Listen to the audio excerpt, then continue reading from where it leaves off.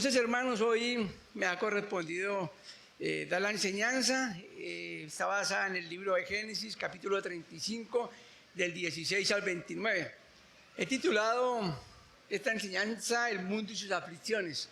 Quiero, antes de leer, poner la enseñanza en la mano de mi Señor. Bendito Dios y Padre que estás en el cielo. En este momento, con un corazón alegre, con un corazón agradecido, nos presentamos delante de ti. Y hemos venido con un solo propósito, Señor: adorarte, exaltarte, darte gracias por tus misericordias que han sido nuevas para cada uno de nosotros, Señor. También hemos venido con el propósito de aprender más de ti, de escuchar una palabra que nos ayude a alinear nuestra vida, Señor, a lo que tú quieres de nosotros. Tu palabra es maravillosa. Tu palabra nos exhorta, nos anima, nos lleva a disciplinarnos para poder vivir conforme tú lo has deseado, Señor. Por eso, Señor, esta enseñanza ruego a ti, llegue al corazón de cada uno de nosotros, Señor, y que tu palabra haga lo que tenga que hacer, Señor, para que podamos día a día parecernos en nuestro vivir, en nuestro accionar a Cristo Jesús, nuestro Salvador. Señor Jesucristo, gracias, porque es por ti que estamos en este lugar, es por ti que somos nuevas criaturas, es por ti que pensamos y vivimos diferente al mundo, Señor. Nos falta mucho, claro que sí, pero, Señor, estamos en ese proceso de aprendizaje, nos disciplinas, nos exhortas, nos anima, nos fortalece. Y pasan muchas circunstancias en nuestra vida precisamente para madurar, para crecer, para valorar y para ser más dependientes cada día de ti, Señor. Pongo este servicio en tus manos, esta enseñanza en tus manos, y pido a ti, Espíritu Santo, me guíe y acompañe, que seas tú tocando el corazón de cada uno de mis hermanos, Señor, y de cada persona que a través de las redes van a escuchar este mensaje, Señor. He orado a ti, Padre, en el nombre de tu Hijo Jesucristo. Amén y amén. Bueno, mis hermanos, como les decía, he titulado El mundo y sus aflicciones. Y la verdad es que en este mundo eso es lo que nos encontramos a diario: dificultades, aflicciones, situaciones que nos hacen muchas veces tambalear, muchas veces nos lleva a llorar, a tener tristeza. Pero en Cristo Jesús podemos vivir confiados, ¿verdad? Como exponía el hermano Ricardo en el inicio, en Cristo encontramos paz, fortaleza para sortear, superar cada situación por difícil que sea. Quiero empezar con un pensamiento. La paz no viene por la ausencia de problemas. La paz viene por la presencia de Cristo en nuestra vida. La paz no viene por la ausencia de problemas. La paz viene por la presencia de Cristo en nuestra vida. Amén. En ese orden, la idea es ir cada día a la presencia de Cristo y asegurarnos que en nuestra vida sea Él el director, que sea Él el que gobierne nuestra vida, que sea su Espíritu Santo quien nos guíe para poderle obedecer, para poder entender su palabra, para que la paz de Él more en mi vida. Amén. Bueno, este personaje de Jacob, mirábamos las enseñanzas pasadas y podíamos ver que él ya es un hombre diferente. El Señor ya le ha cambiado su nombre de Jacob a Israel, porque Dios sabía que él ya era un hombre diferente. Ya él pudo entender quién era Dios, el propósito de Dios en su vida. ¿Y en qué momento lo entendió? Cuando tuvo ese encuentro personal con el Dios de Israel, con el Dios que transforma la vida de todo ser humano. Transformó la de Jacob y ha transformado la nuestra, ¿verdad? Un antes y un después en la vida de Jacob. Y gloria a Dios, un antes y un después en nuestra vida. En el momento en que tuvimos el encuentro con Cristo nuestro Salvador, nuestra vida cobró un sentido diferente. Ya no vivo yo, mas Cristo vive en mí. Amén. ¿Lo podemos decir? Qué bueno escuchar eso, ¿verdad? Bueno, mis hermanos, voy a empezar leyendo el capítulo 35, versículo 16 hasta el 29. Dice la palabra de la siguiente manera. Después partieron de Betel y había aún como media legua de tierra para llegar a Efrata. Cuando dio a luz Raquel y hubo trabajo en su parto, se complicó el parto. Y aconteció como había trabajo en su parto que le dijo la partera, no temas, que también tendrás este hijo. Y aconteció que al salírsele el alma, pues murió, llamó su nombre Benoni, el nombre de su hijo Benoni, mas su padre lo llamó Benjamín. Así murió Raquel y fue sepultada en el camino de Efrata, la cual es Belén. Y levantó Jacob un pilar sobre su sepultura. Esta es la señal de la sepultura de Raquel hasta hoy. Y salió Israel y plantó sus tiendas más allá de Migdal Edar. En esta porción de la palabra vamos a encontrar 3 sucesos que sacudieron a Jacob. 3 hechos que entristecieron a Jacob. Este es el primero, la muerte de su amada, por la que lo había dado todo, por la que trabajó, por la que se esforzó para tenerla. Esta mujer, la amada, muere. Y indudablemente quienes tenemos una pareja y quienes la amamos y quienes lo hemos dado todo por ellas, el día que ellas parten, si no somos nosotros primero, pues obviamente va a haber tristeza, va a haber dolor. Que tenemos la alegría de que si mueren, pues van a partir con el Señor, eso es importante. Pero va a haber tristeza, va a haber dolor. La muerte de un ser querido siempre nos va a traer dolor, tristeza.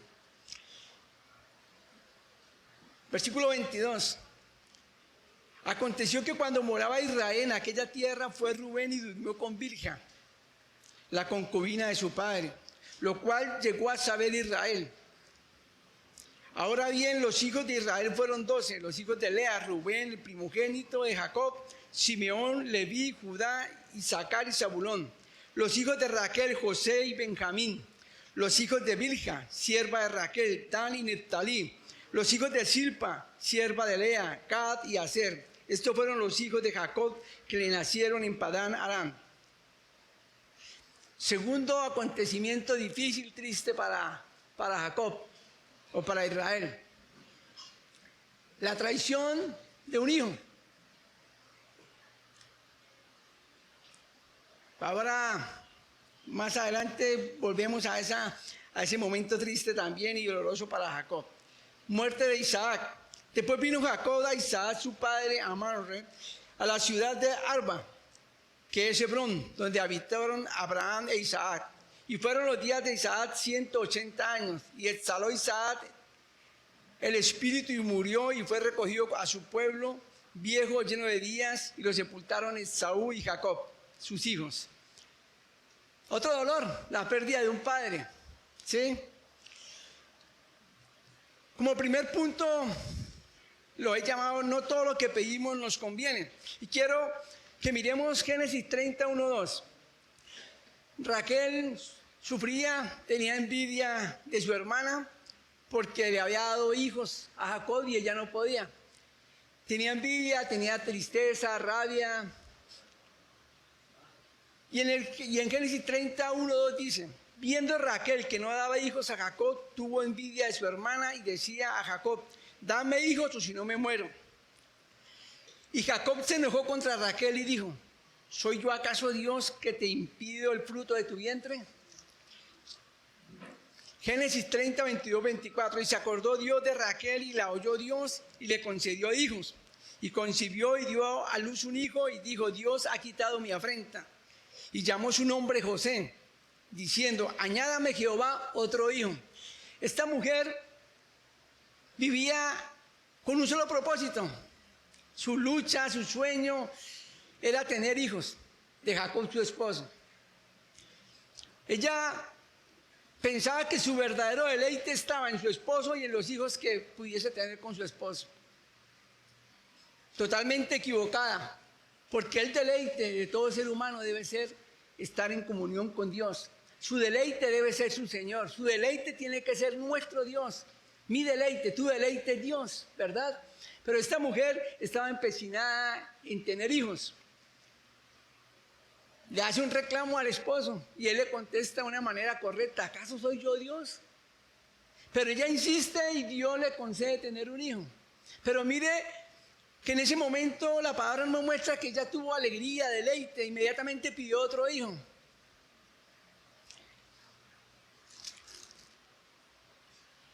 ¿Verdad? Porque no era suficiente. Dios le daba lo que pedía y no era suficiente. Eso nos hace acordar nuestra naturaleza humana. Dios nos bendice y queremos más. Pedimos, nos da y no estamos satisfechos. Porque nuestro deleite a veces no es manifestado en la presencia de Dios o en Dios, sino creemos que nuestro deleite, nuestra paz, nuestra alegría está en las cosas que Dios nos concede. Cuando nuestro deleite está en Cristo, que murió en la cruz para darnos vida y vida en abundancia. Amén. Ese es nuestro deleite. Esta mujer muere, la amada de Jacob, y hay una tristeza enorme en Jacob. Y hay una mezcla de tristeza, dolor y de alegría. La tristeza porque parte su amada y la alegría de que le llega su último hijo, Benjamín.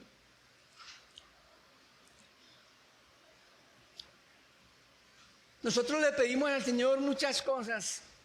Planificamos nuestra vida, ponemos nuestros planes en las manos de Dios y muchas veces aceptamos y le decimos al final de la oración: hágase tu voluntad. Aquí te lo presento, pero hágase tu voluntad. Pero si la voluntad no es la que esperamos, a veces nos discutimos, nos enojamos, perdón.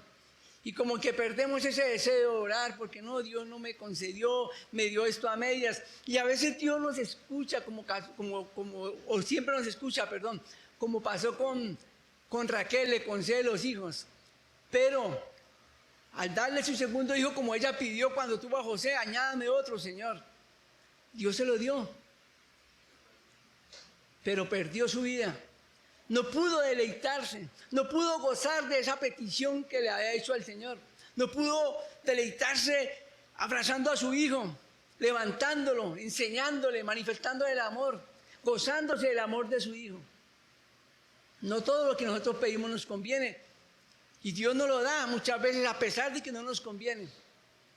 Para enseñarnos, para disciplinarnos, para manifestarnos que su voluntad es perfecta y la nuestra no. ¿Verdad?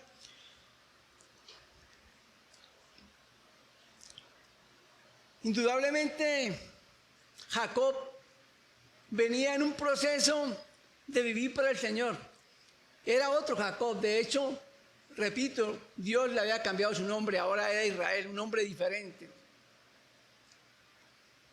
¿Sabe que el ser diferente, el empezar a vivir para Dios, no lo eximía o no lo sacaba de tener dificultades, aflicciones, dolor, tristeza, amargura?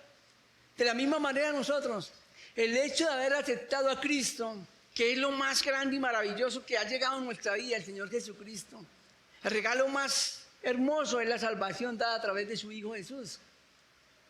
Pero el empezar a vivir una vida apartada para Dios, venir a la iglesia, leer todos los días las Escrituras en casa, orar, eso no implica que todo vaya a ser color de rosa. Hace tiempo quienes de pronto son como contemporáneos conmigo escuchamos las emisoras radiales y había una iglesia que invitaba, hacía un llamado y daba un pequeño porción, una palabra evangelística. Pero el inicio del comercial o de la publicidad decía: pare de sufrir. ¿Sí la escucharon alguna vez? ¿Sí? Pare de sufrir. Estaban invitando a la persona: ven a Cristo y todo se soluciona. Ven a Cristo y pare de sufrir. En cierta manera es verdad. Nosotros paramos de sufrir cuando podemos entender que en Él tengo fortaleza, que en Cristo tengo paz. Pero cuando yo vengo con la idea de aceptar a Cristo y venir a la iglesia para que todo vaya a color de rosa, esa es una manera errónea, ¿verdad? Y cientos de pastores y cientos de iglesias han vendido eso, engañando al pueblo de Dios. Y el hombre es engañado por falta del conocimiento de la palabra de Dios. Y entonces escuchamos y empezamos a vivir y a llevar a nuestra mente lo que nos están enseñando. Recién me convertí, estábamos a punto de perder nuestra casa, viviendo una situación bastante difícil, y empezaron a hablarnos del Señor. Y no me da pena decirlo, porque en mi ignorancia busqué a Cristo y acepté a Cristo para que solucionara mi problema económico, para transformar mi vida, para poder alcanzar lo que yo quería. Me vendieron esa idea, así de sencillo. Iba a la iglesia, programaba un ayuno, un momento de oración, y me enseñaban a decretar. El enemigo está bajo sus pies. Decreta prosperidad. Echa fuera la maldición. Tienes el poder y la autoridad para transformar la vida. Y yo empecé a tener esas ideas y a copiar esas ideas y a vivir en esas ideas. Pero qué lejos estaba yo de esa realidad. Y así hay cientos de lugares enseñando que eres tú el que transformas tu vida, que hay poder y autoridad en ti. Pasa al frente, te pongo las manos, eres el ungido de Dios y todo problema se va. Decreta que la enfermedad se va. Decreta que se levantará de ese lecho moribundo donde está tu amigo o tu familiar y se levantará. Algo completamente erróneo, una enseñanza para mí maquiavélica. Porque la verdadera enseñanza, el verdadero evangelio me enseña a mí que Dios es soberano, que Él permite la adversidad como también trae la paz, la tranquilidad, la felicidad. Y que en ese orden de ideas, en su soberanía, Él permite que nos pasen ciertas situaciones para formar nuestro carácter, para hacernos más dependientes de Él y para que nosotros podamos entender que el soberano es Él, que el que sana es Él, que el que levanta es Él, ¿verdad? Y no nosotros. Pero como Dios es tan maravilloso y tan bueno, me permitió conocer al verdadero Cristo, el verdadero evangelio. Después de ese lugar, salí enfurecido de esa iglesia, enojado con Dios, porque mi situación, en lugar de arreglarse, se deterioraba más. Y yo decía, ¿dónde está la autoridad? Si allá me dicen que yo tengo la autoridad para cancelar las deudas, para reprender al enemigo. ¿Y por qué la situación se agrava? Y me enojé con Dios. Ni siquiera me enojé con el pastor que me enseñó semejante mentira. Me enojé con Dios. Y prometí en ese enojo jamás pisar las puertas de una iglesia cristiana. Y me hablaban y yo me enfurecía. Y mi madre, que sufría por mí, que vivía el evangelio, no hacía más que orar y hablarme. A veces por obligación iba a su casa porque era una situación tan terrible que a veces iba a buscar una ayuda de ella. Porque madre no es una sola, eso es verdad. Y no me gustaba ir, iba obligado, porque tenía que escucharla. Hábleme de Cristo, que Dios, que... Y yo me enojaba.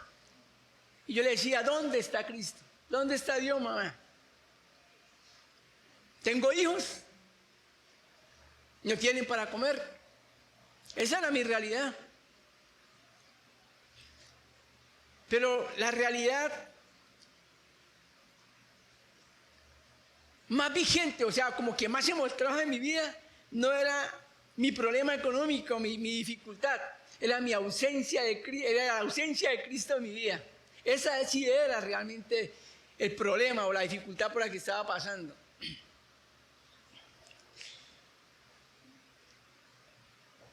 Si estos hombres, llamados hombres de Dios, entendieran el daño que le están haciendo a los hombres, a las familias que van a sus iglesias, realmente se botarían de rodillas a pedirle perdón al Creador y empezarían a predicar la verdad. Hermanos, esta es la verdad. Esto es lo que tenemos que predicar nosotros. La falta de conocimiento de la palabra de Dios nos permite decir amén, gloria a Dios. Yo lo hacía, yo no sé cuántos de ustedes, pero hacían cualquier barbaridad y gloria a Dios, amén. Porque nos estaban manejando emociones y nos estaban llevando a cosas que no son. Como segundo punto, lo he titulado El fin no justifica los medios. Y aquí es donde quiero hablar de lo que hizo Rubén. Un acto aberrante ante los ojos de Dios y de su padre. Rubén era el primogénito de Jacob. El hombre que en un momento determinado iba a tomar las riendas de la familia, la autoridad de la familia. Iba a ser el número 1 del pueblo de Israel, ¿verdad? Pero este hombre no manejó tiempos. Este hombre codicioso manifestó la ausencia de Dios en su corazón. Y diseñó un plan. Empezar a usurpar a su padre. Yo me ponía a pensar, ¿por qué lo hizo? Si él entendía que era el primogénito y sabía la historia, que el primogénito es el que tiene la bendición, es el número 1, es el que va a tener la autoridad, va a ser el líder, ¿por qué no esperar? Él quería manifestar a su familia, a su pueblo, que él iba a ser el reemplazo de su padre.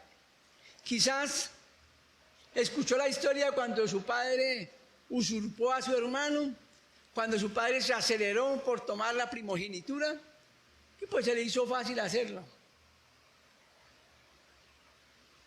¿Sabe que nosotros como hijos, soy hijo, ya mis padres no viven, pero a pesar de que no quería hacer muchas cosas, resulté haciendo muchas cosas de mi padre, a pesar de que no vivió conmigo, pero sabía que hacía ciertas cosas y un día empecé a repetirlas y yo, pero ¿cómo que está pasando? Lo que tanto he odiado, la actitud, el caminar de mi papá lo estoy haciendo yo. Y esto me llama la atención grandemente, porque me muestra la responsabilidad inmensa que tengo de dar buen ejemplo a mis hijos. El hijo con el que más chocamos, porque lo hay, yo no sé cuántos tengan más de un hijo, que tengan 2, 3, se van a dar cuenta que siempre hay un hijo con el que más de pronto tenemos dificultad y chocamos y toda la cuestión. ¿Saben por qué? Porque es el hijo que más se parece a nosotros. A mí me ha pasado. Con el hijo que más se parece a mí, que tiene el mismo temperamento, que tiene el mismo accionar, es con el que más he disgustado, con el que más he tenido dificultades. Y un día entendí esto y dije, pues, voy a dejarlo porque yo sé que él acciona de la misma manera que yo accionaba cuando era joven. Entonces, es aprender, pero también es aprender que tenemos una responsabilidad inmensa con Dios y es ser buenos padres, ser padres ejemplares. Si queremos que nuestros hijos sean hombres de Dios, que no cometan los errores que nosotros hemos cometido. Esa es nuestra responsabilidad como padre. Jacob sencillamente escribió una historia y el hijo la siguió, uno de sus hijos, Rubén. Pero ¿será que esto dejó tranquilo a Jacob? Un hombre nuevo, un hombre transformado por ese encuentro con Dios, un hombre que ya entendía lo que era vivir para Dios. Yo creo que él sufrió. La palabra en otra versión me dice que él se angustió, que él se dolió en su corazón. Hay quienes dicen, qué hombre tan relajado, no le dijo nada a los hijos. Nada. Pero yo creo que como buen padre algo debió haberle dicho, no está aquí en la escritura, pero algo debió haberle dicho por el accionar de su hijo. La Biblia no me muestra que fue agresivo, que lo disciplinó, que lo echó. Pero la Biblia sí me muestra que en su dolor, como era un hombre transformado allá, la Biblia me muestra que él se quedó quieto. En una manifestación que entendía que Dios es soberano. Y que este acto de su hijo iba a traer una consecuencia en un momento determinado de la vida de Rubén. Y él guardó silencio. La Biblia no me dice que él hizo nada. Pero yo asumo que como era un hombre ya transformado, puso esta situación en las manos de Dios. Pero el dolor estaba ahí, mancilló su lecho, lo usurpó. Esto trae tristeza. Cuando un familiar, si nos duele cuando un amigo nos traiciona. Le digo, no, este es mi parcero, este es mi amigo, y él nunca me va a traicionar. Y me falló y me duele. Ahora imaginémonos un hijo. Pero sencillamente el ejemplo estaba ahí. Y a pesar de todo el ejemplo que hay, ¿verdad? El mundo y sus aflicciones. Transformado, viviendo ahora según la voluntad de Dios, pero ahí estaban las aflicciones. En el mundo tendréis aflicción, nos decía el hermano Ricardo, Juan 16, 33. En el mundo tendréis aflicción, pero confiad. Cristo dijo, yo he vencido al mundo, ¿verdad?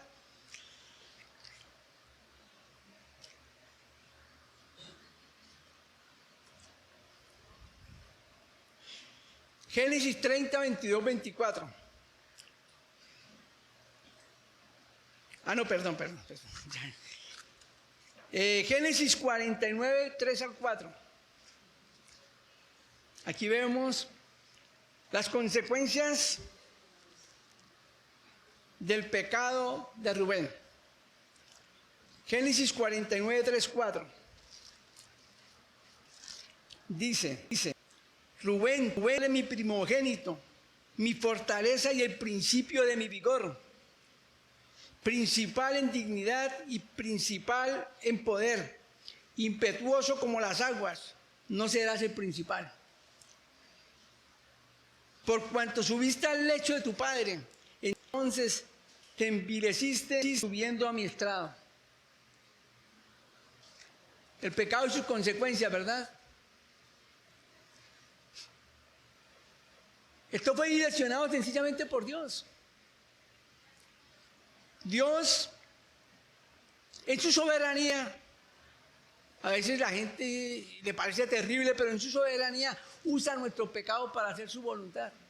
No es que él haya llevado a Rubén a pecar, no es que lo haya impulsado a cometer ese acto aberrante ante sus ojos, pero ese hecho, ese pecado, fue usado para sacarlo de ser el principal del pueblo de Israel.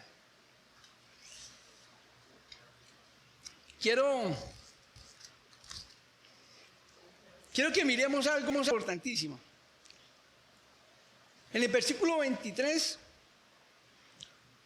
del capítulo 35 que estamos leyendo dice: los hijos de Lea, Rubén, el primogénito de Jacob, Simeón y Leví, Judá, Isaacar y Zabulón.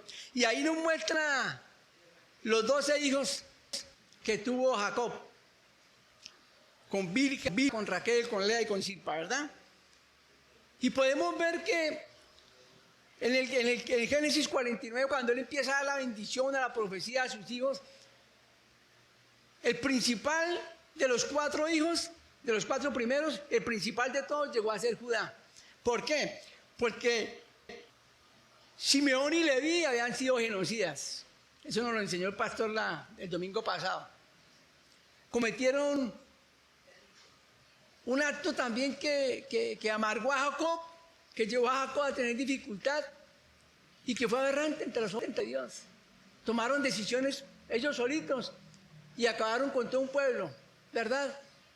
Ese hecho, ese pecado también fue usado por Dios para sacarlos a los tres primeros de ser los principales, de que alguno de ellos fuera el principal del pueblo de Israel. Y entonces quedó Judá. Y de Judá es que viene la descendencia del Señor Jesucristo. O de ahí viene, de ahí llega el Señor Jesucristo a esta tierra. Entonces, Dios es soberano, ¿verdad?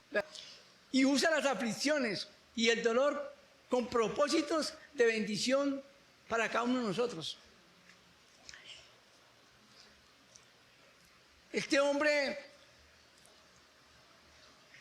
se movió para alcanzar un bien, para mostrar que iba a ser el primero, y resulta de que todo fue en vano y fue lo contrario de lo que planeó y diseñó, ¿verdad? El fin jamás justifica los medios. Si Dios ha destinado algo para nosotros, sencillamente se hará en el tiempo de Dios. ¿Por qué ponernos a manipular y a hacer acrobacia para llegar antes de tiempo?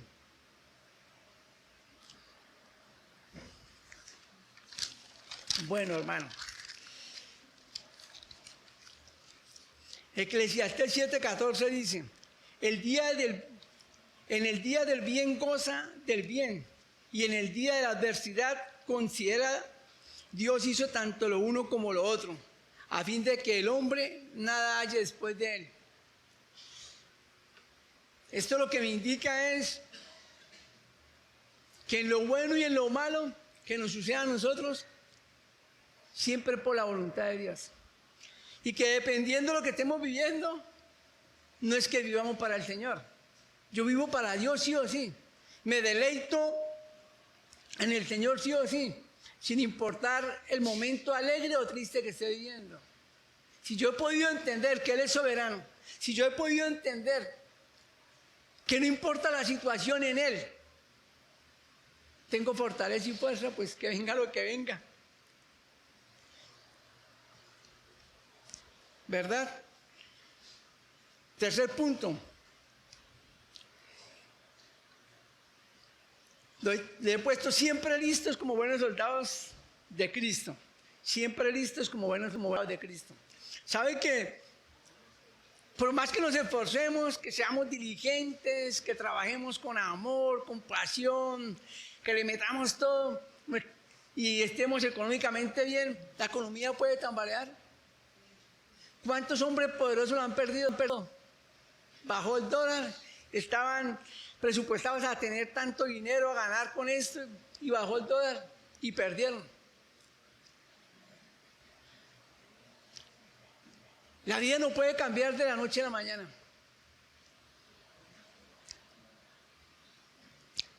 A veces nuestra economía está súper bien, pero nuestro cuerpo sufre algo, entendiendo que de una u otra manera el cuerpo se va deteriorando.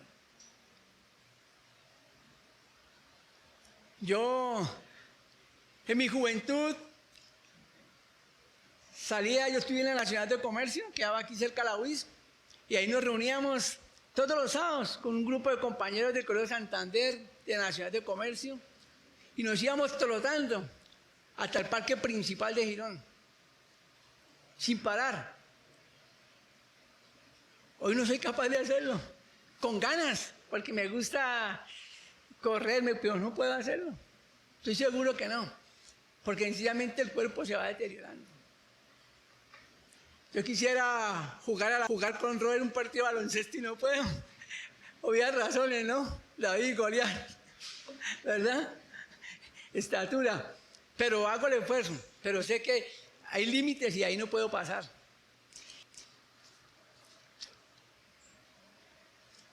Hay muchas personas que, como le digo, hermanos, económicamente súper bien, pero el cuerpo puede fallar, puede venir una enfermedad. Y esa enfermedad nos da aflicción, dolor, tristeza. La salud bien, el dinero, la economía bien, pero el puede estar mal. Nuestra relación de pareja puede estar re mal. Y eso trae tristeza. Ahí vengo a la iglesia, y oro. Pero algo pasó y se empezó a deteriorar la relación de pareja. ¿A qué eso nos da alegría? No, da tristeza. Yo he discutido con mi esposa como toda pareja. Y después de que discutimos por alguna circunstancia, me voy a mi trabajo. Ahora me estoy yendo primero a trabajar y ya llega luego a la fábrica. Pero me voy triste. ¿Por qué? ¿Por qué pasó esto? ¿Por qué esa discusión? Eso nos aflige. A veces todo está bien, pero viene la depresión porque las cosas no salen bien. Bueno, diversos problemas que traen aflicción a nuestra vida. Siempre listo como buenos soldados de Jesucristo.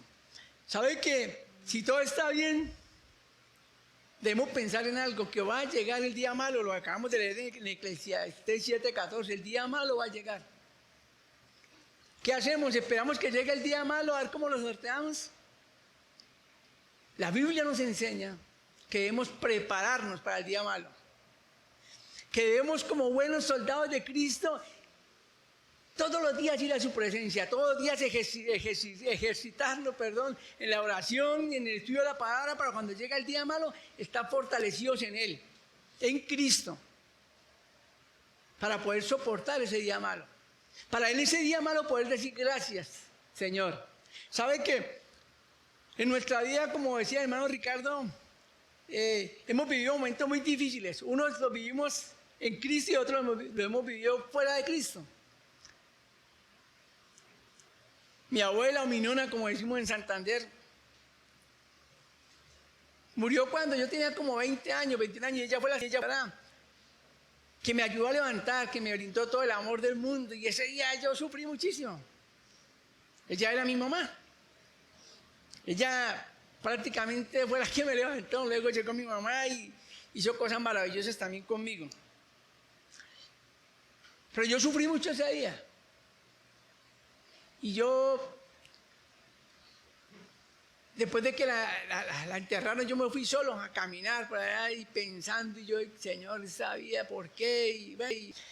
Pero hay una gran diferencia. Yo sufría porque ella no estaba conmigo. Su ausencia me iba a hacer mucha falta, que ella no estuviese conmigo. Y sufrí, lloré, fue para mí terrible. Hace ya casi 3 años murió mi mamá. Y sufrí. Pero hubo una diferencia muy grande entre ese dolor y el dolor que sentí por la muerte de mi mamá. ¿Por qué? Porque mi mamá había aceptado a Cristo y porque yo ahora vivía para Cristo y Cristo estaba en mí. Entonces, entender eso me da paz y me da tranquilidad. Saber que mi mamá está en la presencia de Dios y saber que un día muero, pues maravillosamente voy a estar con Cristo Jesús. Voy a estar con Dios por la eternidad. Entonces, a pesar de que hay tristeza, hay un pensar y un vivir diferente. Y eso es lo que hace la presencia de Cristo en nosotros. Que ahora sufrimos, pero al mismo tiempo estamos confiados y en cierta manera con gozo por lo que hemos entendido que Él tiene el control de nuestra vida, ¿verdad?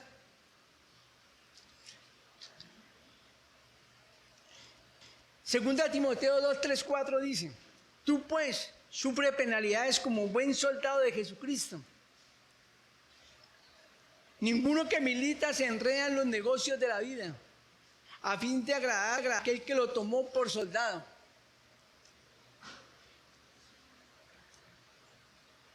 Aquí nos está diciendo la palabra que vamos a sufrir penalidades. La palabra nos está diciendo claros, van a sufrir, va a llegar un momento de dolor, van a tener penalidades. Pero sufre estas penalidades como buen soldado de Jesucristo. Y dice que debemos estar aferrados a Cristo. Dice, ninguno que milita se enreda en los negocios de la vida. Es decir, si nosotros, nuestro propósito fundamental es vivir para Él y que Él viva en nosotros, la penalidad la vamos a soportar como buenos soldados de Cristo. Por eso les digo, mis amigos, si no están pasando un momento de penalidad, va a llegar. Y el momento de empezar a formar nuestro carácter como soldados de Cristo es ya, es ahora. Ahora. Porque el día malo va a llegar. Filipenses 4, 6, 7 dice: por nada estéis afanosos, sino sean conocidas vuestras peticiones delante de Dios en toda oración y ruego, con acción de gracias. Y la paz de Dios, que sobrepasa todo entendimiento, guardará vuestros corazones y vuestros pensamientos en Cristo Jesús.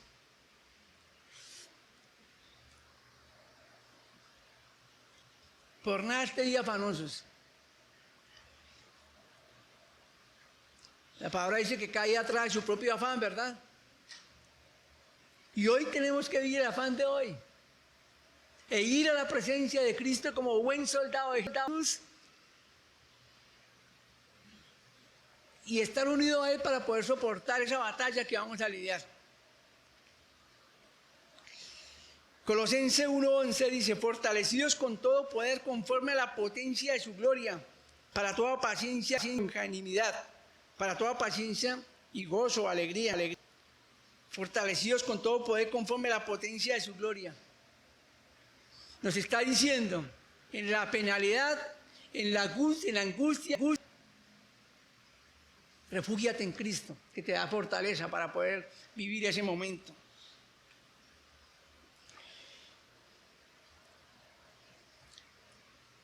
¿Han considerado a mi siervo Job? ¿Recuerdan la historia? No la vamos a leer porque es muy larga, pero sí quiero que la recuerden. Job estaba en su mejor momento. La palabra nos enseña que tenía posesiones, era un hombre muy rico, tenía hijos. Era un hombre que día a día oraba al Señor, pedía perdón por el pecado de sus hijos. Estaba en la presencia de Dios todos los días, eso me dice la palabra. Pero cosas soberanas de Dios que no entendemos, le llegó el día malo, y bastante malo, ¿verdad? Es que él no sufrió una penalidad, sufrió muchísimas. Pierde a sus hijos. ¿Qué se sentirá perder un hijo? Que Dios nos libre de eso, ¿verdad? Tiene que ser un momento muy triste, de mucha angustia, de mucho dolor. Job perdió todos sus hijos, nos dice la palabra. Perdió sus bienes, perdió sus amigos. Pero Job, como ejemplo para nosotros, como otros grandes hombres que vemos en la palabra, sufrió penalidades, pero él se venía preparando. ¿De qué manera? La Biblia lo dice.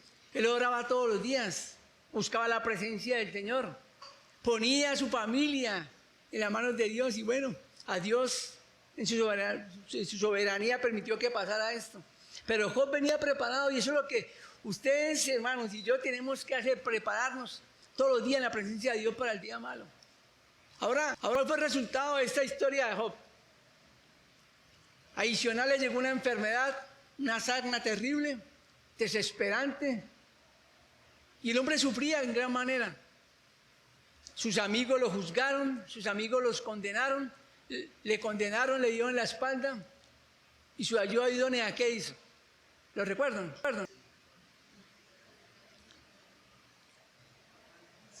Le dice: maldice a tu Dios y muérete. Con esa ayuda, ¿para qué más es cierto? Eso sucedió. Pero ¿qué hizo Job? Recordó que Dios era todo para él, que Dios le había dado y que Dios en su soberanía le quitaba. Y lo único que hizo fue glorificar a Dios. En otras palabras, sufrió las penalidades como buen soldado de Cristo y se gozó en el Señor. Y podemos ver los resultados luego. Dios le bendijo grandemente. Si no estamos preparados, la adversidad, el dolor, la tristeza, la angustia nos va a sacar. Nos va a acabar. Aquí no hay supermanes. Aquí nosotros no somos superhéroes. Nosotros somos poderosos, fortalecidos en Cristo. En Cristo. Les digo, yo soy el camino, la verdad y la vida. Y la vida la vivimos en Él. Viviendo su verdad, plasmada en este libro. Él quiere hombres esforzados, mujeres. Quiere que sus hijos sean esforzados y valientes, que se preparen, que se disciplinen. Que nos disciplinemos, que nos preparemos. Para cuando venga el día malo resistirlo. Y podamos ir confiadamente a sus pies a decirle gracias, Señor, por esta situación. En ti confío, tú no me dejarás. Eso es lo que Él quiere de nosotros.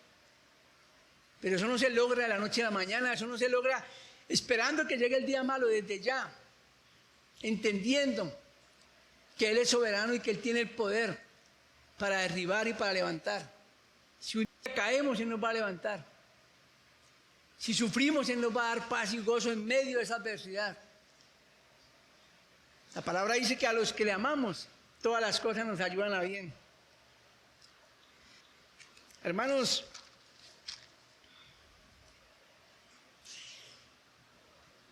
aquí hay un hombre que ha tenido que pasar por muchos momentos difíciles, la verdad, inexplicable para mí. Y luché contra eso. Y como les dije anteriormente, peleé con Dios, me disgusté con Dios, porque las cosas no se cambiaban, porque no todo iba bien. Pero que gracias a Cristo he podido entender, gracias al Espíritu Santo, que direccionó nuestra vida y nos trajo a este lugar. Porque este lugar, para la gloria de Cristo, para la gloria de Dios, me ha ayudado muchísimo. Me dio un sentido total a mi vida, me aclaró muchas ideas. Por eso amo a Dios, amo a Cristo y amo este lugar donde Dios, tomando al pastor y a cada uno de los que han predicado acá, y no solamente los que han predicado, los que en un momento dado he podido hablar con ellos, perdón, me han ayudado. No solamente el compromiso de guiar, de direccionar, de dar un consejo, de mostrar cómo vivir. En esta iglesia la tiene el pastor y los que enseñamos acá por la gracia de Dios. Cada uno de ustedes tiene esa responsabilidad. Por eso, mis hermanos, es indispensable que seamos unidos, que estemos pendientes los unos de los otros. Si mi hermano está viviendo un día malo, y si es verdad que Cristo vive en mí, el dolor de mi hermano es el mío. La aflicción de mi hermano es la mía. Las lágrimas de mis hermanos me duelen, porque Cristo mora en mí. ¿Y qué debo hacer? Sencillamente acompañar a mi hermano en el proceso. Que está pasando eso por desobediente. A mí no me interesa. Yo era más desobediente que él. Es acompañarlo en el proceso por amor. Y si yo he vivido cosas similares con mayor razón, porque yo viví, fue una experiencia. ¿Cómo salí? ¿Qué me pasó? ¿Cómo logré manifestarle, hermano? Yo viví eso. Y la solución no es endeudarse más, la solución no es ir donde su familiar, no es donde el brujo, no es donde el hermano hay que parar la profética me da. La solución, hermano, es que nos unamos en oración y clamemos a Cristo. Y llevarlo a entender que en Cristo todo es posible. Amén, mis hermanos. Bueno, queda la última parte cuando muere el padre de Jacob, Isaac. Otro momento difícil, ¿verdad? Pero, ¿qué tiene que pasar? Porque un día vamos a morir. Quienes estamos acá, esperamos la muerte con tranquilidad, entendiendo que el morir es Cristo y el vivir es ganancia. ¿Cómo el pastor, verdad? El vivir es Cristo y el morir es ganancia. Se me cruzan los cables. Ustedes disculparán. Pero sí, hermanos, la muerte es inevitable. Pero estamos seguros que la muerte será ganancia para nosotros porque vamos a partir con el Señor. Pero esto nos obliga a manifestarlo a quienes no entienden eso aún.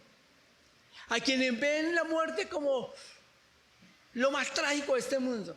Y tienen razón, es trágico porque no tienen esperanza de vida. Pero nosotros hemos entendido. Y como entendidos estamos en la obligación. Tenemos el compromiso con Dios. Es un compromiso que no podemos eludir. De enseñar, de manifestar a los perdidos. Que la vida empieza después de la muerte prácticamente. Nuestro deleite tiene que estar en la comunión con Dios y en el mensaje que debemos llevar de las buenas nuevas de salvación. Ese tiene que ser nuestro deleite, mis hermanos. Un buen soldado de Cristo obedece, se prepara para la guerra y sí o sí obedece a su Señor, a su general. Vaya a decirle a un soldado, tiene que irse por este lado, si no se va porque es palabra de su comandante. Y la palabra de nuestro Dios, de nuestro Salvador, de nuestro Señor, es ir y predicar el Evangelio. Es algo que no podemos eludir. Mis hermanos, si la muerte viene, bienvenida sea, porque ya estamos convencidos de que partimos con el Señor. Aquí todos, veo que todos conocemos de lo que es el Señor Jesucristo, lo que es la salvación dada a través del Hijo del Hijo. Pero quizás alguien que nos esté viendo a través de las redes no lo entienden. Quiero invitarlo de corazón, que reconozca su pecado, de que reconozca que Jesucristo es el Hijo de Dios, que Él murió para darte libertad, que lo único que tienes que hacer, amigo que me escucha, que me ve, es reconocer tu pecado y en fe reconocer que Jesucristo es el Hijo de Dios.